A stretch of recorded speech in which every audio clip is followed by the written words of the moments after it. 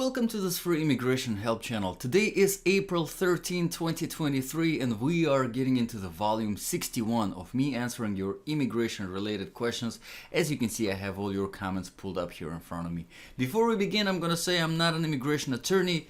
This is not a legal advice. All the information that I provide in my videos on this channel are directly from official government sources like USCIS and of course the Department of State with their visa bulletin. So without further ado, let's start with the very first comment from Chris Allen. I paid my immigrant visa fee May 11, 2022. To this day, I have not received my card. Case status shows it was never been produced.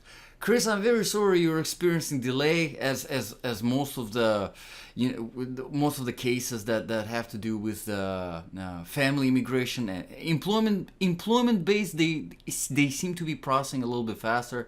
I guess maybe because there is less of a demand on the employment based categories, but the family based categories have been experiencing some pretty bad delays, and of course most of it is associated with the closures that we had during the pandemic, when no immigrant visas were issued at all about a year and a half ago, and it was for like a year and a half, 2 years.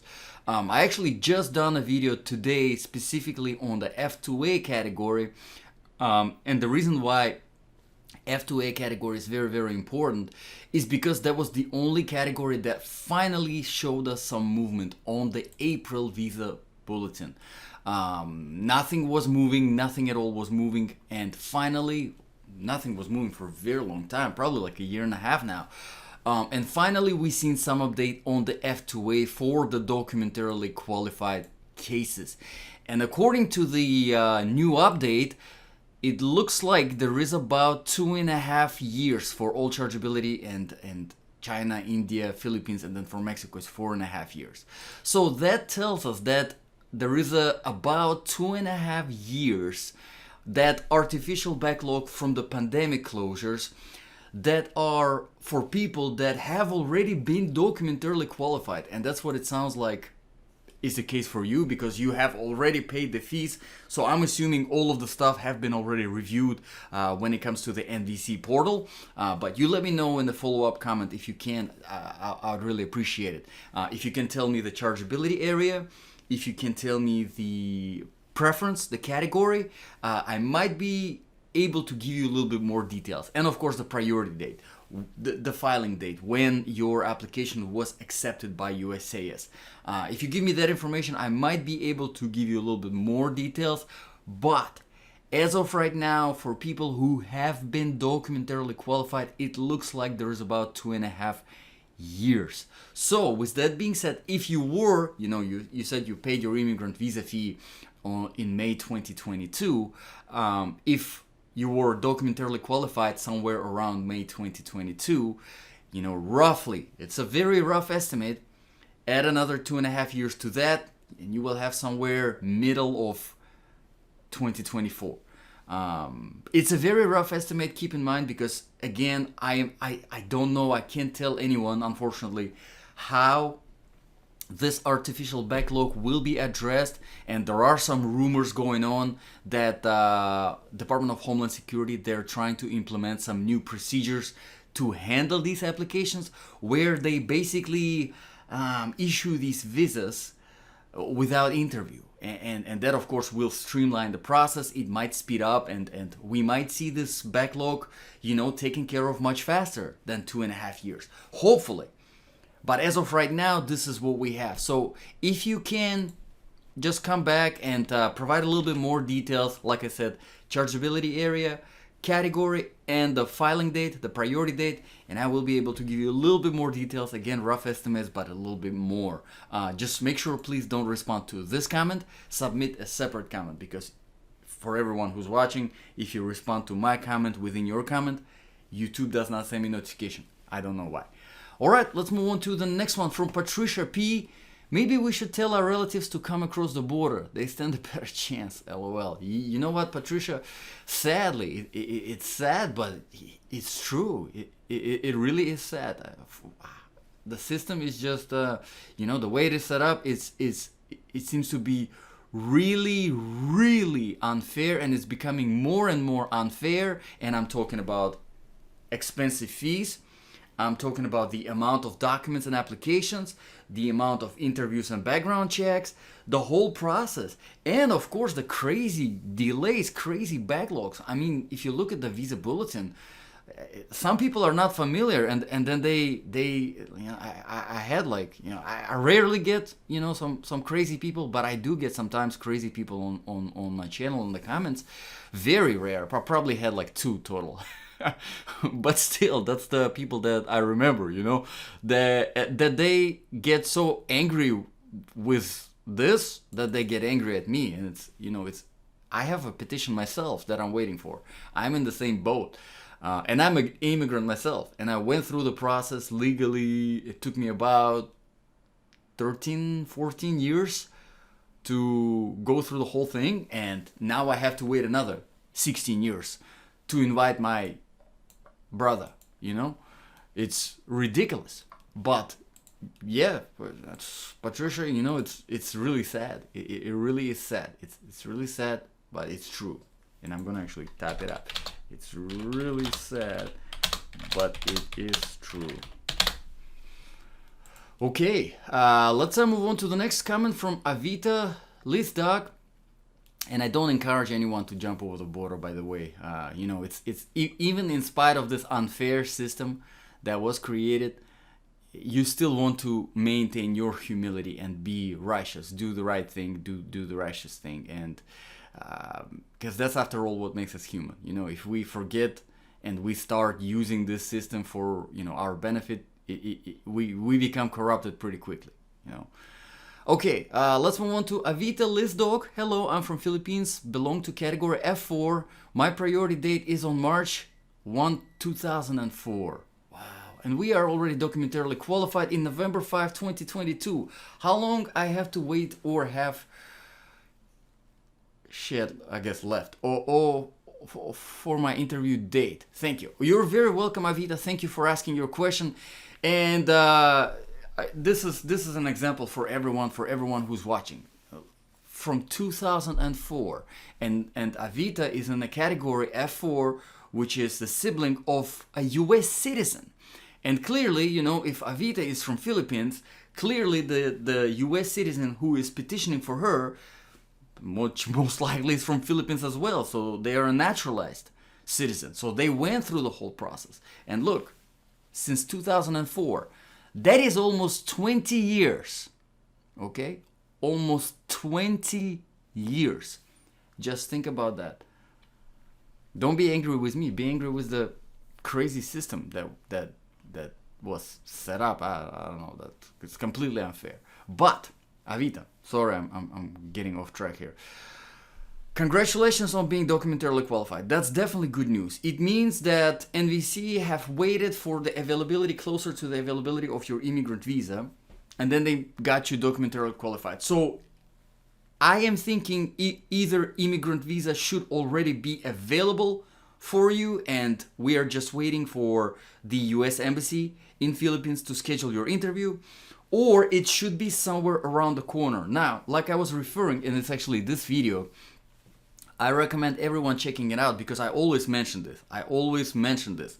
F2A right now is that kind of like a reference point for all the other categories. And it is showing that on the category that used to be current, it used to be current just like it is here showing current, which is not updated. Here it is updated. It's showing 2.5 years delay, meaning that people that have been documentarily qualified are waiting about 2.5 years as of April 2023 to have their interviews scheduled. So with that very rough reference point, if we look at November 2022, and we know that there's about 2.5 years, we are probably looking roughly either somewhere at the end of 2023 or the beginning of 2024, unless of course NVC, Department of Homeland Security, Department of State, USCIS, they finally do something to speed up these petitions.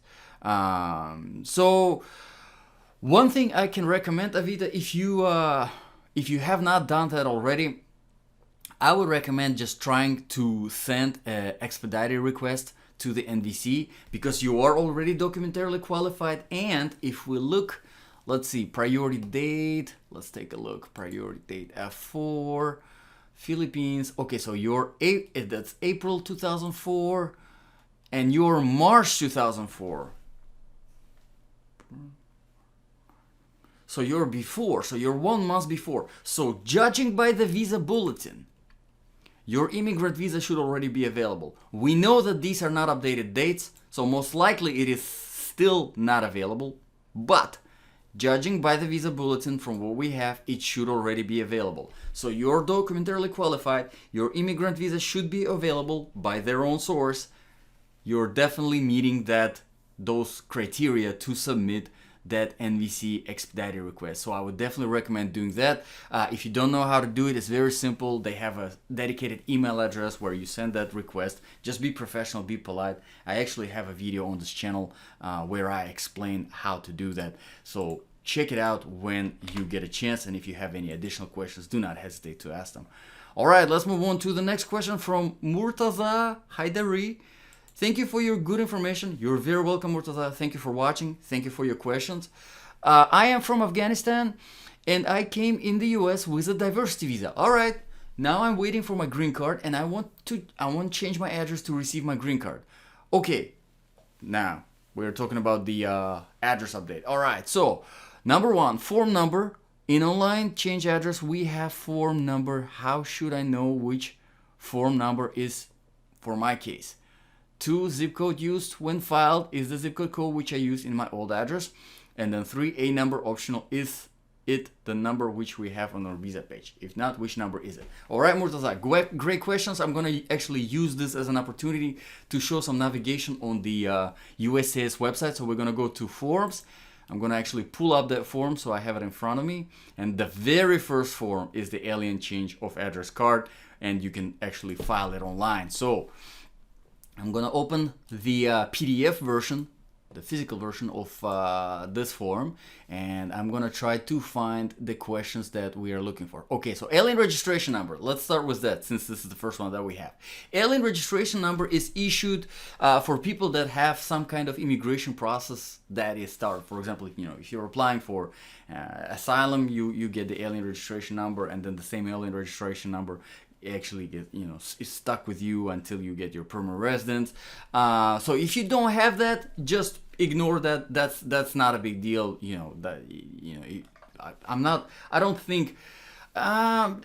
I am not that familiar with the DV lottery in general, but I don't think the people who actually win DV lottery that they are issued the alien registration number. If they are, then you would definitely know it, because you would have it and you would have a number pretty much everywhere, because it's A, and then you have what, 1, 2, 3, 4, 5, 6, 7, 8, 9-digit number. So if you're not aware of it, then you probably don't have it, so just leave it blank. It's not a big deal. Now, whenever it comes to the zip code you want to put the one for the previous, where they are asking where the form was filed from, right? If there was any immigration form filed. In your case, you don't really have any immigration form that was filed that is associated with the previous zip code. So just use your zip code that is from the previous address, and that should be completely fine. Now, the very last question, and I don't see it on the actual form. I'm thinking it probably is on the online form and not here, because here, as you can see, you don't really need to specify your form number.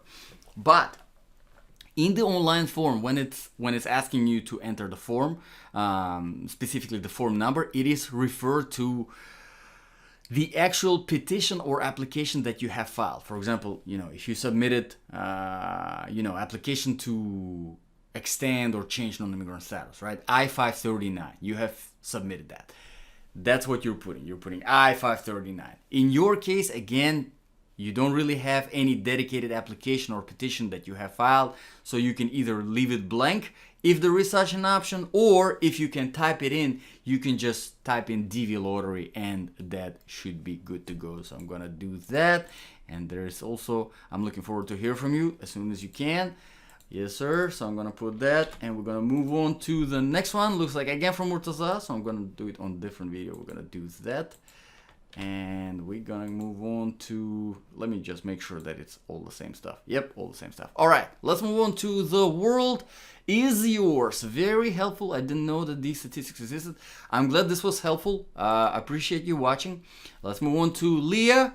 Hello, where one should upload the proof documents of dissolution of marriage on I-130 form. I can't see any headline under evidence sector where one can upload those extra supporting documents. Leah, excellent question. Thank you actually for bringing this up. So whenever it comes to the dissolution of marriages, all of those documents that have to do with it, like for example, well, it depends really which country, you know, that you have these documents from, because sometimes there's more, sometimes there's less, but most of the times it's the core documents that just say, you know, this marriage is no longer valid, blah blah blah. And then you have translations, certified translations, if the core documents are in different language other than English, right? So all of these documents, if you have them, obviously you would have to upload them because it asks for that. You upload them in the same evidence field that you upload your marriage certificate. All right, and they have a dedicated marriage certificate field. So just under that, if you have, for example, you know, if you were remarried and you have, you know, current existing marriage certificate, so you upload that for the current marriage, and then for previous marriages, once, you know, you have everything translated and it's ready to be uploaded, you upload it in the same evidence field, or whatever it's called, field, I would say, as the marriage certificate. So I'm gonna do that, let you know that I have answered your question 61. And moving on to Elizabeth Musa. I have applied for my children since 2019 but have not received any feedback. The processing center is in California. I check almost every week but I have no answer. Elizabeth, I'm very sorry that you're dealing with. You know, it's hard to wait for brother, sister. It's hard to wait obviously for husband, wife. But I think it's extra hard to wait for your children. So let's take a look at USCIS, because it sounds like your case is still with USCIS. So we're going to check some processing times for California Service Center. We're going to go to Tools at the very top of this navigation menu. And for everyone who's watching, maybe you'll find this helpful. We're going to go to Case Status Online. And here, you probably already know that, but here you can enter your receipt number and check what it looks like. Most likely it's going to say, oh, we're actively reviewing your case, which doesn't mean anything. But we're going to go to USCIS processing times right here. And they will open in a different page. We're going to select Form I-130. And I don't know the category, but since you are waiting, there are two options. We're either talking about unmarried sons and daughters of U.S. citizens over 21. You know what? It can be, you know, it can be children of permanent resident. Elizabeth, I'm going to ask you to, if you can, please, submit a follow-up comment, separate comment, don't respond to my comment, and give me the category. Or, if not the category, what status you are in, and whether your children are over 21, married or unmarried.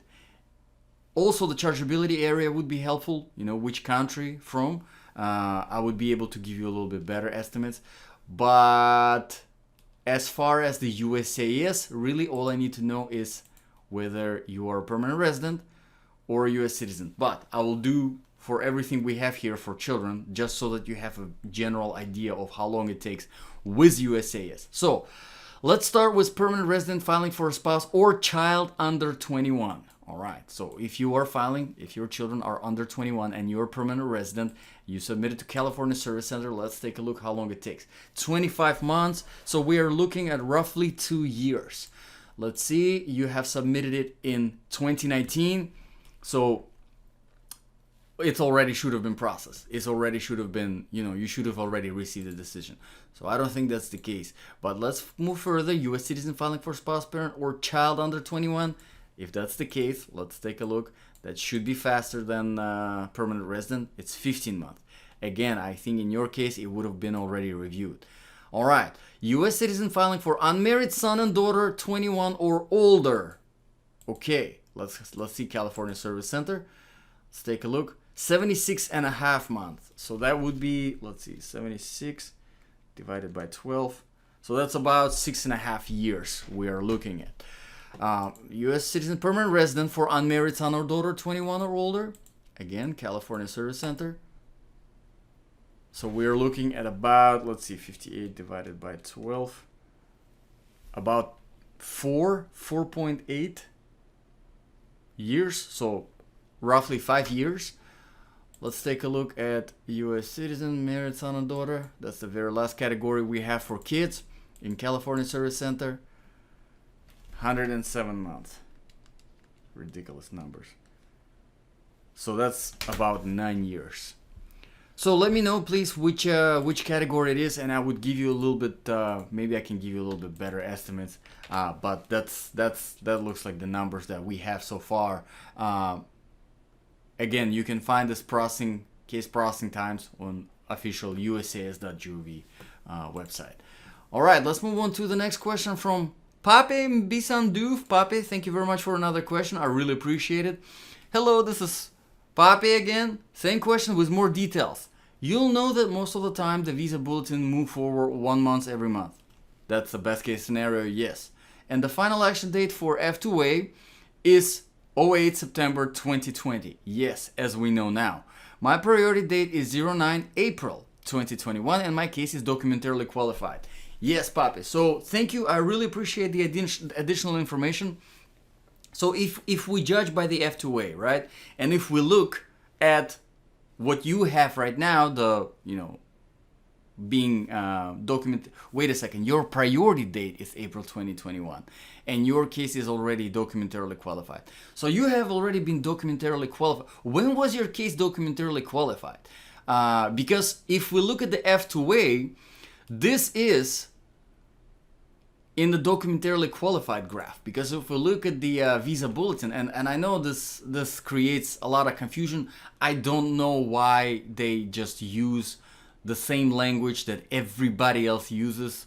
Documentarily qualified, the dates when people were documentarily qualified in family sponsor preference cases. No, instead they have to put final action dates. And the same thing here, days for filing.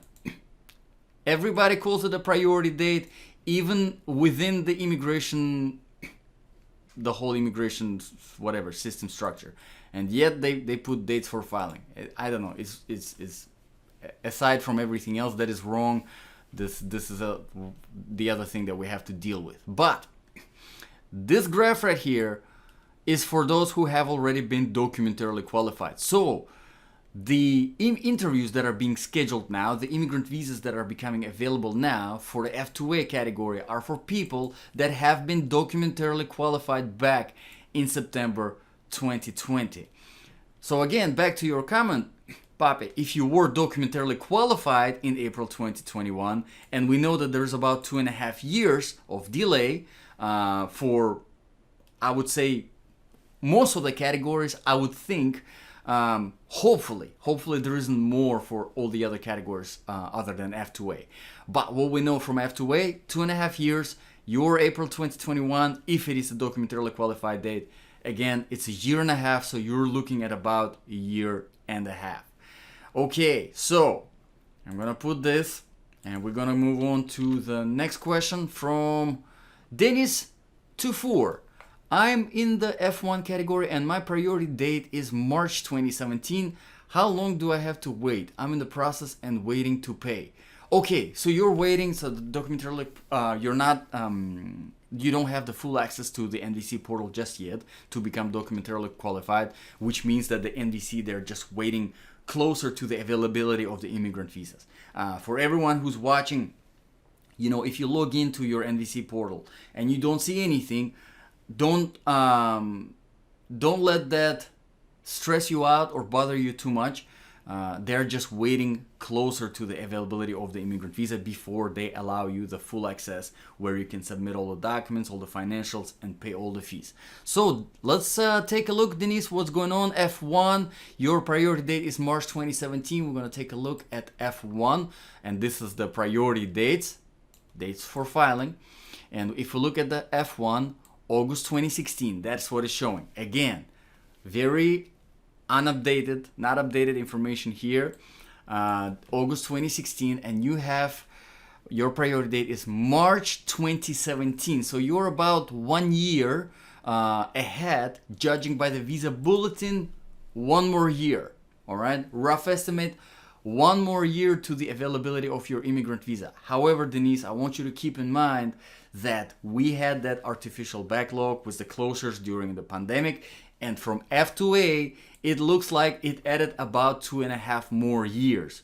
So a very, very rough estimate, if nothing changes and nothing speeds up, and hopefully it will, because like I said earlier, there is a talk that, you know, they want to get rid of the interviews to streamline the process, all right? Hopefully that happens, we will see. But a very rough estimate, you have about 1 year according to this, and if we add very rough 2.5 years from the F2A, roughly about 3.5 years, you have more to wait. Hopefully it's not going to be the case. Hopefully it's just going to be just 1 year. But again, we will see in the next couple months. I think with the issue of the new visa bulletin, we will know a little bit better once we have another couple months, and I think the other categories will show us the updated times as well. So we will see at May, June, July visa bulletin. Once they come out, obviously I'll make an individual video for each of them, and we will talk about the numbers, and hopefully they move, you know, or at least update. Okay, let's move on to the next one from Jazzy Vlogs. Hello, can you submit the I-912 with N400 form together? Yes, absolutely. That is the whole purpose of I-912, basically to waive the fee of whatever form you're filing. So if you're filing whatever it is, in your case N400, and it's a huge amount of money that you have to pay for that application fee, if you meet the requirements that they set for, you know, getting your fee waiver approved, then there you go. They got both. They see the fee waiver. They whether approve it or deny it. All right. Does VA compensation included as an income? Does VA compensation included as an income? Please let me know ASAP. Yes, absolutely, definitely. Anything that you're getting, whether it's Social Security, whether it is IRA, disbursements, whether it is some kind of, whatever really it is. If you have anything that is coming in, yes, definitely that does count as income. One thing that I wanted to mention though, depending on the circumstances of that VA compensation, that actually might help you to qualify for that I-912. Again, it depends on the circumstances. Like for example, if the VA compensation is based on, you know, some kind of disability or something like this, there you go. That is, you know, one of the kind of the criteria that they have in order to fulfill the requirements of that I-912. Keep in mind though, that most of the times these fee waivers are denied. At the end of the day, even if you meet all of the requirements, it is still at the discretion of USCIS whether to approve or deny them, and most of them, like I said, get denied. Don't be, you know, upset. It's annoying, but just be prepared that it will be denied, because unfortunately most of them are denied. But nevertheless, you know, it doesn't, you know, it's still, if you think you meet all the requirements, you still definitely need to submit that fee waiver. All right, let's move on to the next question from Abre Benjamin. Is there any truth to the rumor that NVC will start waiving the in-person interview process? Abre, you're reading my mind. I was talking about this in this video for the past, I don't know how long. It was said that they may request you send your medical exam results via email or upload online, that you may receive this notice by email or mail to get your medical exam to help elevate the backlog wait times for documentary complete cases who meet the priority date criteria. Yeah, for sure, Abre. There's definitely truth. Here's the thing. I wouldn't necessarily say that there is truth to the rumor. I would say there is a rumor, okay? Unfortunately, just because there is a rumor, it doesn't mean that this is going to be implemented and this is going to happen. But it is definitely truth that there is such rumor. There is such rumors going on because right now in the Department of Homeland Security, the NVC, they keep getting these expedited requests. They keep getting these public inquiry forms every single day, hundreds, if not thousands of them, saying, hey, where's my immigrant visa? And they don't have any updated information on the visa bulletin. Just one in the past year and a half, just one category. Somebody is not doing their job very well or at all. So yes, there's absolutely rumors. I heard those rumors. I have not heard about the medical exam upload online, which definitely I think would make sense. Because, I mean, I think the whole process is just dumb. Going to a doctor and then they seal everything and then you send it. They give it back to you, the sealed envelope. You know how hard it is to open sealed envelope and then reseal it like it was still originally sealed? It's not hard at all, alright? So it makes absolutely no sense. It's just dumb bureaucratic procedure. But and plus, come on, man, listen, I'm going for a doctor examination. Maybe I have a right to know what is on that report, okay? Maybe. After all, it is me being examined, all right? So sealing it from me is just, the idea of it is ridiculous. Nevertheless, that's what we have to deal with. So I think if that happens, that would be fantastic. Just go get your medical examination, get all these forms on hand, and then just scan them and upload them online. That's it. So that would be great. That really would be great, and I think that would definitely speed up the process. Look, a lot of people right now who are documentarily qualified from 2 years ago. Look at the F2A category. These are the people who are already documentarily qualified since September 2020. The only thing that they're waiting for is an interview. Imagine if they didn't have to wait for 2.5 years for that interview because, well, what is the point of the interview? You're already approved by USCIS. You are already approved by the NVC. You're already documentarily qualified. They already got all of these documents. Why go for an interview with all of the same documents and just go through all of this? Just what? For what? It makes no sense. So if it happens, it would be great. And there's definitely a rumor like this. Unfortunately, not always rumors are, become reality. And it's very rare that we get anything good out of anything that has to do with immigration, with Homeland Security. Most of the time it's some very, very bad decisions that are made and very bad policies that are implemented, and then there's a small group of people that benefit from it, that shouldn't be benefiting from it, and there's a whole everybody else that suffer from it. That's unfortunately most of the time seems to be the case. All right, let's move on to the next comment from Nordia Wilson. My priority date is June 2018 for F1. All right, Nordia, let's take a look at the visa bulletin. So we got priority date in 2018, and that's F1. So looks like it's a very rough, this is not updated at all, hasn't been updated for a very long time, but very rough estimate, August 2016, yours is June 2018, so 2 years. 2 years according to the visa bulletin, 2 more years. But again, you have to keep in mind that artificial backlog that happened because of the closures during the pandemic. So we know for F2A that right now it is about 2.5 years. So maybe roughly you can add anywhere between 2 years and 2 plus 2.5 years. So between 2 years and 4.5 years. Again, I really hope that it speeds up and that we don't have to deal with that 2.5 year backlog from the closures during the pandemic. But as of right now, this is the only thing that I can tell you. Hopefully we will see some positive updates in the next few months with the new issues of the visa bulletin. But unfortunately, most of the times it's not the case.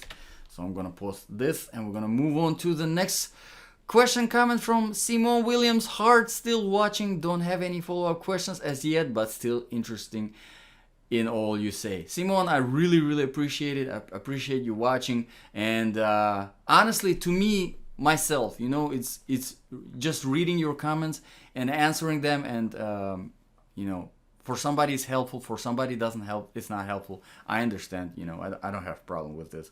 But to me, getting these questions for me, is helpful too, because like I said, I'm not somebody who is, was born in the United States, never dealt with an immigration process, maybe went to school, studied something, read a book, read something online, or maybe worked in law company, and now I'm answering questions, right? No, I came here with nothing, and I went through every single step that there is from the ground up, dealing with background checks, dealing with medical examinations, interviews, court hearings,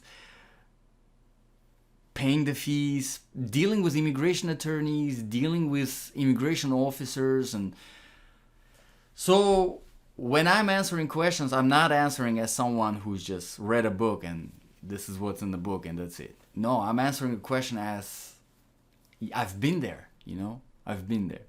So for everyone who appreciates it, thank you for your appreciation. And if you don't find help, again, I don't mind it at all. If that's fine. I understand it. For somebody it's helpful, for somebody it's not. So I don't have a problem with that. But for everyone who is watching, Simon, you, and everybody else who's watching, I'm very, very grateful, and I'm glad that someone can find help in my videos. Appreciate your time. God bless, and I'll see you in the next video.